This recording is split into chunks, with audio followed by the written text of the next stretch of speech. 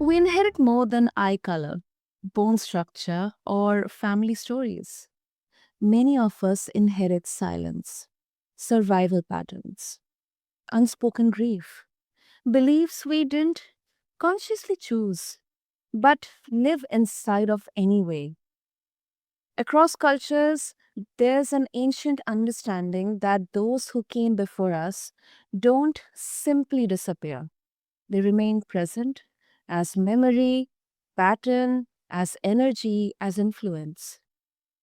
So today's conversation isn't about convincing anyone of a spiritual belief, but it's about exploring a question that many people quietly feel but rarely say out loud.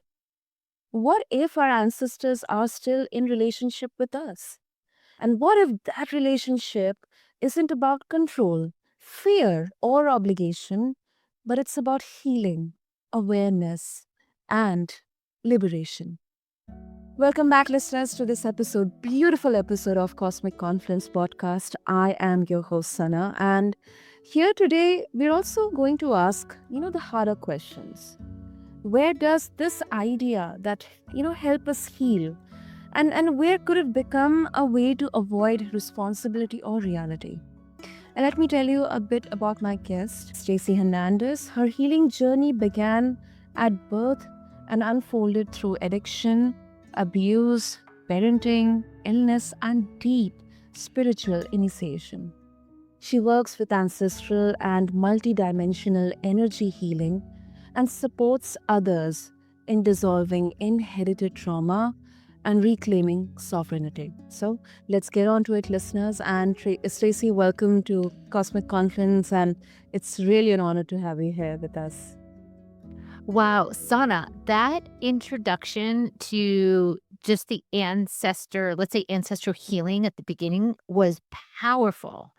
Beautiful use of language and just like that I wanted to cry because that the way you described, oh gosh, when you said the word silence, it's like that really like hit. Thank you for that beautiful description of the kind of ancestral, um, let's say inheritance. What we forget that the lives we're living are just not only our own, right? That we've been inherited so much from our people. So thank you for that. Thank you so much, Stacey. And I believe, I don't know. In the real world, people would still say, these things they don't matter. It's all in your destiny and it's you. But then, um, I believe, and through many conversations, also I've realized this that these are our ancestors. We are talking about relationships at a spiritual, at a physical, at social. So many levels. People talk about ancestral trauma, generational trauma, um, how maybe sometimes the trauma which could have been carried through generations gets passed on to us, and we feel this heaviness on our shoulders to either carry forward or to break out of that traumatic cycle or pattern, just to prove ourselves that irrespective of whatever trauma or maybe any kind of negative patterns that have been through our ancestors, we do not need to carry them, or we need to break that just to prove us our own worth. So I believe this is such an important topic and conversation, not from the point of discussing just the spiritual part here, but in the practical world as well. Oh my gosh. And there's so many directions and layers to this and ways we can go into it. And yes, I love how this this doesn't have to be kind of just a path of suffering, let's say, Mm. that yes, we've inherited certain patterns and belief systems and structures and systems and conditionings, that have been passed down from generation to generation. And I believe we are on a path, especially now in these incredible times we're in, around really coming into our truth, who we truly are, our sovereignty. And part of that is in the removing of what is not ours. And a lot of that I have found, yes, there's different layers of that. There could be societal influences, political influences, religious influences, all through our just living in this daily world, as well as through what our ancestors have passed down. But it's really interesting when you start to see how what we have inherited does impact our daily lives. And we don't really understand it until we really start to, like, tune into ourselves, question our patterns and our behaviors, and we really start to look into, how where's this really coming from? Do I really have this relationship, let's say, with money? Or is this really mine? Because this doesn't feel like mine. I do all these things in this way, but I'm still bumping up against these things. And so that's when I really started to, I mean, I was gifted from my people, from watching my mother connect with the ancestors, and so I had this already, like, perspective, but I didn't necessarily use it in my daily life until I got older, until I was on my own path of, let's say, spiritual awakening, or just understanding who I am.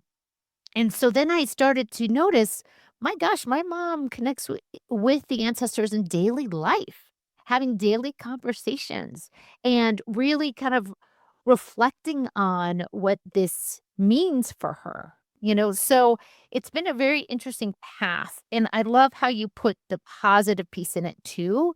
Like, where we do focus more on, let's say, the negative stuff that we adopted. Oh, I got my temper from my father and my grandfather and whatever, or I got the scarcity mindset from X, Y, or Z that continues to get passed down. But there's also, like, I get my hope from my grandmother, and my grandmother got it from and that sort of thing. And we absolutely can apply this to our daily lives when we start to observe what is ours and what is not ours. Exactly. Exactly. Yeah. So to begin with, first, I think it's a very important. It's kind of this, on cosmic confluence. I believe many of our conversations, they beautifully bridge the gap between science and spirituality. Mm, So similarly, many people experience ancestral influence through psychology, mm, family systems, trauma patterns, conditioning, something that we just, kind of touched upon. yeah. When you say ancestors are communicating with us, I mean, Yeah. I've heard stories where people have written down that, and they were, as kids, they were so closely connected with their grandparents. So, Mhm, or maybe specifically their grandfather, maybe maternal or paternal, but mm, grandfather, grandmother, and especially after they uh, after their death or they passed away, they felt that that their grandparents or grandfather, grandmother, they're just watching them as this guardian angel, like mm, protecting them. And those stories, they really kind of touched my heart because I feel that this is kind of not very much, very much touched down upon. I mean, more highlight is given to the negative part here, especially when we talk about ancestral trauma or this generational trauma. So my question to you is, Stacy, that what distinguishes that from inherited trauma or subconscious memory? When you say ancestors are communicating with us. Yeah, I think so. Wow, there's so many beautiful pieces in this question that you brought forward. Wow, you're going deep. You're getting us to go deep. So, you, you know, for me, I have had to work with my relationship with discernment a lot, especially over the years, especially as I've been being called to go more and more into the ancestor stuff. And this Mhm. discernment is really determining what is, as you said, my psychological stuff, and what has been gifted to me, what has been passed down or inherited. And a lot of that has to go into discernment. And for me, uh my practice is more intuitive now, where I can communicate with, let's say, my body and with my awareness to understand, okay, is this mine? Is this someone else's? Is this something that I have I inherited? What is this? And I get some, like, let's say, body communication. You may have heard more about muscle testing and things like Mhm. that, where for me, my body gives me a yes, like a sensation or a feeling that says, yes, this is your psychological stuff you're working through. This is your stuff that you kind of created in this lifetime or others or whatever you'd like to believe, Mm, and then or my body will tell me and contract and make it very clear, no, this is not yours. You're just expressing it because it was gifted to you and you're just expressing it as it is your own. So there's an intuitive part to it that mm, I have learned to connect with. And also, I've also learned about, like, okay, why am I acting this way? What is this behavior that I'm doing? And I've been able to, like, mentally have those conversations. Does this feel like mine? Does it not? But when I go into, like, the intuitive, let's say, body communication, that's where I really know, whoa, okay, this really is mine. And I'm blaming an old ancestor for this, or I'm blaming something externally outside of myself. Versus when I go into that communication inside, I'm, like, able to really discern. So that discernment, I think, shows up differently for everyone, but mhm. you'd be surprised how much the body communicates to us what we need to know. Wow. Mm, that is interesting. That is interesting. And I really love this because you're not framing ancestors as voices telling us what to do, but more as this like intuition, this muscular information stored within our body that becomes visible when we slow down or when we just try to communicate with ourselves. Yes, yes. And I'll tell you, the more I connect, my, like, kind of levels of awareness have expanded. So, yes, it's this muscular kind of communication. We know the book, The Body Keeps the Score. Yeah. We know this in science. We know this in different levels of how, like, the body can help us communicate. And there is, let's say, a more woo-woo part of this as well, where for me, I do have dialogue with my ancestors in a way. They come in and give me some messages or some understanding, but it's not as like what we'd see in the movies or something. For me, it's a strong knowing, or I do maybe get some visuals at times and I get some clear messaging. But Mm, this piece around what I was saying, like, oh, what you brought forward about your, let's say, the memories of your grandparents, the time you spent with them, mm, and knowing that they're here with us and having that connection, I had a moment where my grandparents show up a lot for me. And it may be like I'm taking a walk or I'm in the shower. I'm in contemplation. I'm not in a space of, like, go, go, go, do, do, do. I'm mm, in these spaces, these contemplation, quiet spaces, the silence piece. And all of a sudden, I'll have an awareness of my grandmother that comes forward. And my grandmother will come forward, and it could be looked at upon as, like, a thought. "Oh, grandma, I'm thinking of grandma, she comes in," right? For me, it started more as that, and it's become more of a communication. But when, let's say, a thought of grandma comes in, often I now have, let's say, a message that comes forward. So it's a thought of grandma coming in, I'm thinking fondly of her, maybe there's a memory that shows up from when I was a child. But then what will happen is all of a sudden these other thoughts rush in, these knowings rush in, and then it's like, "Oh, okay. So this is why she's coming in." And one moment, just to give a quick little example, I was dropping my husband off at the airport, like, 4 o'clock in the morning. It was something really, like, I forgot my phone. I said goodbye to him. I forgot my phone. I was like, I was gonna listen to a podcast or something, and I was like, "Oh, I guess I'm gonna be in silence on the drive home." And all of a sudden, my grandmother came in, my mother's mother came in, and what happened right before she came in, I dropped him off and I started crying, crying, crying. And this huge emotion came over me around panic. I got really scared and it was just like out of nowhere. And what started to come forward was this like, oh my gosh, like there was like scarcity that came forward, like all this stuff. And my grandmother then came in and she said to me, don't worry, it's gonna be okay. And then she reminded me of the struggles of my people and what they got through. Like, we've had these times before, and you'll get through them just like we did. And for me, it was like, it came in as more of a visual, like I saw her, which I've watched other people who've had similar experiences and not as woo woo as I'm saying, but they have had experiences where the knowledge of grandma has come forward and the memory of her and her strength and what she's endured, and that has shifted the energy, that has shifted the emotion of, okay, I know I'm just feeling right now, we Mm. got this, everything's going to be okay. Mm. I think that really, really makes it very clear, and especially, you gave an example because um, this is interesting. Like even skeptics acknowledge that, the body carries memory beyond the macro, whether someone calls this ancestral communication or nervous system intelligence. And the experience itself, it is real. It is Yes. real.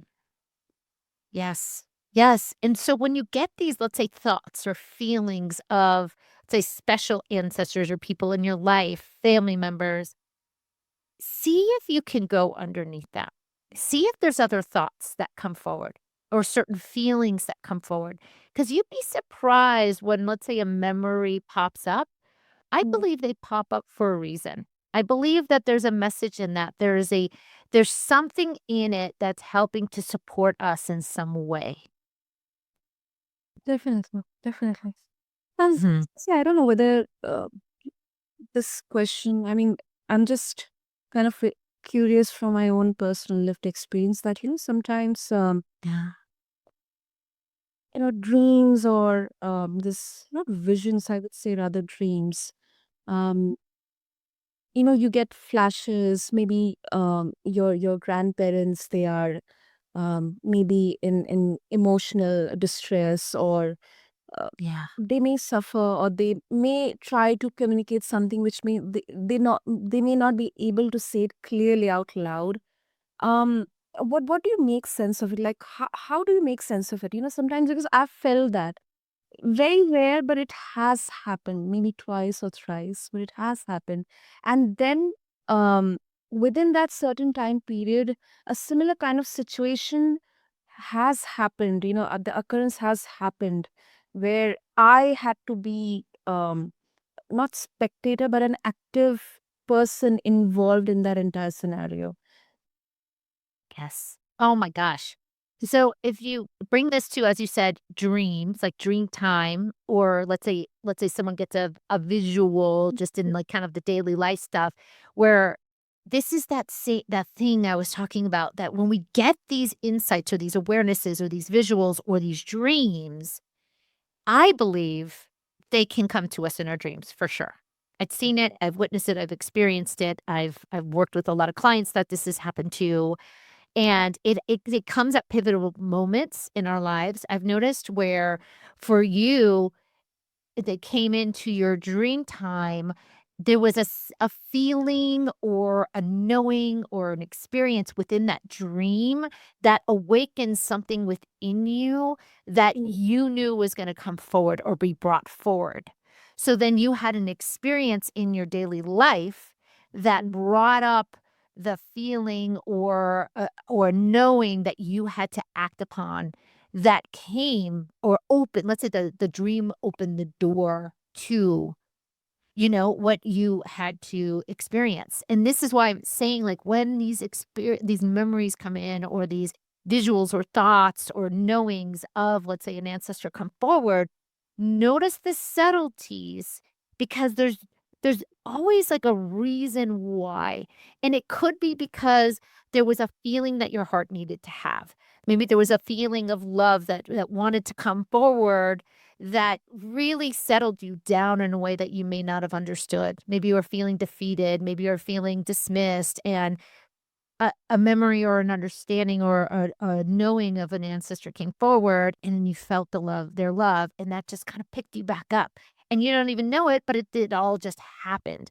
As you said, when we slow down and we really start to tune into the subtleties, this is where you see things. And dream time really takes, let's say, the ego out of the way, right? It takes the linear time out of the way. It takes the stuff that we get really bogged down or focused on, and it moves that out of the way so we can really express and let's say those unconscious levels, to come forward. And so what a powerful experience you had, how that dream time connection really it was expressed in your, let's say, normal, regular, linear 3D life. Yeah. Yes, it is. It's powerful. It is. It is powerful. Oh. And there's often this assumption in spiritual spaces that as I mentioned, like ancestors, they are benevolent guides, guardian angels. But then sometimes, some lineages include abusers, perpetrators, people who may have caused harm in some of the other way. Do you believe, Stacy, that all ancestors are allies of healing? Wow, wonderful question. So what I'm seeing in the energies lately and how as we're moving into, let's say, this new paradigm, this new way of being, and this fire horse energy coming in soon is really kind of taking us forward. What I'm noticing more and more is that these dark energies are don't have a hold like they used to have on us. So that those kind of energies are we a lot of humans still feel we are in that, but I'm watching a lot of those things go away. I'm noticing the rise of more and more ancestors that are here as allies. They are here to help us heal. And yes, there are still dark energies around. And so discernment is that key piece. And when we can slow down and really listen and feel and trust our hearts, trust our intuition, we really do know when things are aligned and when things are not aligned. We just have to develop that vocabulary within ourselves because we know we'll have these insights that come forward or these feelings like don't go down that street, don't walk here, don't do this. Like we just kind of know stay away from this person. There's something that feels off with this person. We know these things, but we just don't practice them in our daily lives. We don't, bridge let's say, the intellect with the heart, with the intuitive inner voice. So, yes, I have, especially in the work I've done, I have really tracked some dark ancestors, some dark beings within. I've witnessed things come into lineages that have created, let's say, dark stuff. I do believe that we have lived many lifetimes ourselves where we've been the victims, we've been the perpetrators, we've experienced it all. And so there's part of that that's in there. And with the darker ancestors, I don't see it as much anymore, but there absolutely still is that presence within certain people, certain lineages for sure. Again, it's less and less. I'm just seeing less of it all the time.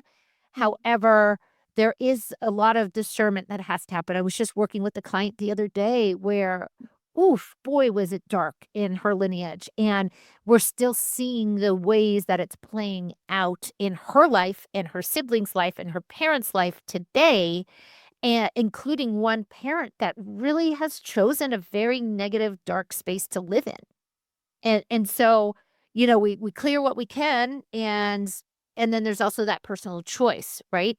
Some people wanna stay in these just not very enlightening places, you know? Yeah. Yeah. And often, there's this, I don't know, sometimes this heaviness of, or this huge responsibility of breaking out of that cycle, or um, clearing that entire, because we are living in that society, and we may have to sometimes bear the consequences of probably the harm inflicted by our ancestors, or any kind of uh, dark or negative past attached with our ancestors. It kind of becomes, we assume, or maybe we kind of take it upon ourselves as this huge responsibility to justify that, yes, I am not like them, and my actions won't be similar to what my ancestors have done. Oh, I think that can be very, very detrimental. Yes, and what I've noticed in terms of, like, energy work, that you can clear out the charges of that. You Mm. can clear out the kinda stuck energy that holds us in place and allows it to, like, neutralize and clear, so then you can be more sovereign, and you don't have to feel the responsibility of your people, you know? That Mm. you can really come into a more, let's say, sovereign way, meaning less of the influence outside of yourself. You absolutely, that is the path. That is the way now. And and it does take layers of awareness to get there, and I find, yes, I've done the therapy piece. I've done, like, all the different modalities out there, whether it's talk therapy or whether it's, acupuncture, I mean, meditation, yoga, Ayurveda, all the things, to help support healing for sure. And I mean, shamanic work, all of the stuff. And what I've noticed is that we can really clear the energy of these things so we don't have to, we can be more sovereign. So let's say a grumpy ancestor that wants to stay, and let's say maybe that's still alive or maybe not even alive, but that Mm. energy kind of gets still passes down through the lineage and you witness it and experience it in some way in your life. We can kind of pull that ancestral energy out of you, and you can live more sovereign. You can live even if the ancestor is still choosing, let's say, that mindset, that behavior, that pattern. We can still clear it out of you if you have the yes to want to heal and liberate. Mm. Yes, Yeah. exactly. Exactly. And I think this is very, very powerful because it reframes liberation as an act of love rather than rejection. Like, more choosing differently, it doesn't dishonor the lineage. It may be the very thing the lineage couldn't do. So it makes sense. Yeah, and you know what? I mean, you just brought up a really, really important point. What I've noticed when I've done this ancestral work for these many years, that no matter what, often they come from love, right? And they know they are responding to their environment in the way that they had to, because Mm. there was probably a lot of stuff happening. They responded, and the way they responded was because coming into scarcity, coming into negativity, control, whatever the energy is, and often it really is they are expressing love. And for Mm. us and our releasing the responsibility of, let's say, whatever behavior or pattern the ancestors have passed down, that is the ultimate form of love. And what they are bringing forward is they want you liberating yourself, you clearing out these stuck, let's say, patterns from our ancestors liberates them. Mm. And it is an act. I mean, it is one of the most purest acts of love that we can do for sure. Yeah. Yeah. Before we conclude, let's give our listeners some hope here, because many of them would think that, okay, it all sounds meaningful, but then I don't see ancestors or work with energy. How can someone engage ancestral healing in a grounded, accessible way, Yeah. maybe without adopting beliefs that they wouldn't select with? Yes. And I'm actually doing with this with my own children, and I have young adult children now. And how I am doing this more in that practical daily life is I'm sharing stories. I'm sharing stories about my grandparents, about my parents, about my aunts and uncles, about my great grandparents. I'm sharing the stories of not it being like, oh, this guy was a jerk or blah, blah, blah. What I'm doing is I'm saying, like, they went through this, and this is why our people are so strong. Or my grandmother used to do this. She used to sing this song. And the beauty that's coming out of sharing the stories and the memories of their strength, their endurance, their those sort of pieces. And even when it is like, okay, grandma was always nagging us and everything, but I'm bringing humor to it. She did it because this is all she knew. Like, so I am finding the sharing of the stories, and we'll call my kids' grandmothers, we'll call my mother, we'll call my husband's mother, and we'll ask them to share stories. And, like, what was your mom like? What was it like growing up in this country or whatever?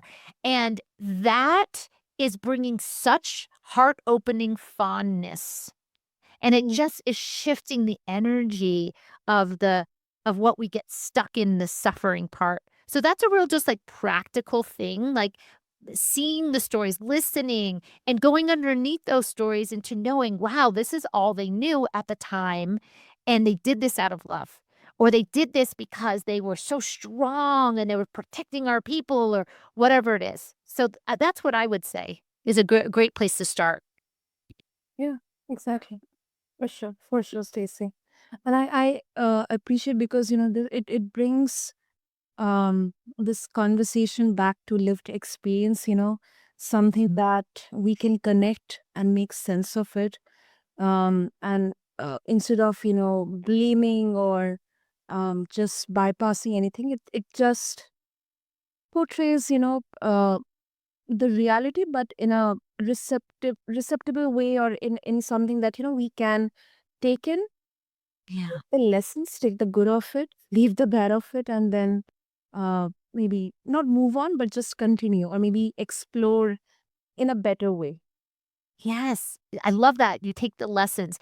And when you do that, you know how much healing happens inside? You're not then holding the anger of, like, your grandpa who used to, yell at you when you were a kid. Like, there is a healing that happens when you really start to see them within their context, you know? True. Yeah. Right. So, Stacey, before we wrap up, if listeners they're further curious to explore how you do the work in there, and if they have their own experiences of their thoughts to share with you, how they can reach out to you.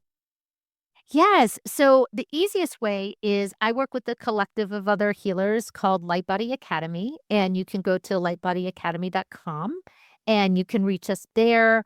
We are Light Body Global Academy on Instagram, and you can find me, and I have lots of different videos and everything there.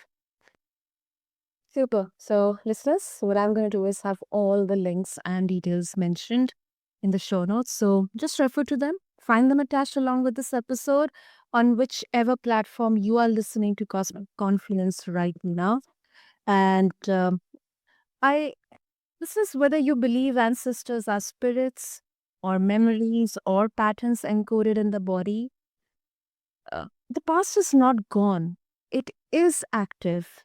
But then I believe the question isn't whether we're influenced by what came before us.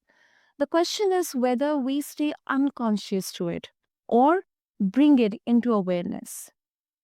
I mean, perhaps our ancestors don't need devotion or obedience. Maybe what they need is honesty. Honesty about what ends with us, honesty about what gets healed through us, and honesty about the truth we are finally willing to know. And Stacey, thank you so much because Wow. you really brought nuance, grounding, and depth to this conversation, which is very, very much needed. So thank you so Mhm. much. Wow, what a beautiful way to end. You have a wonderful way with words, and it really tapped my heart with what you said at the end about honesty and truth. That was beautiful. Thank you. Thank you so much, Stacey, and thank you to all the listeners. Thank you so much for tuning in to Cosmic Confluence. And I invite all of you to stay curious, stay sovereign, and remember that liberation doesn't erase the past, but it can definitely transform the future.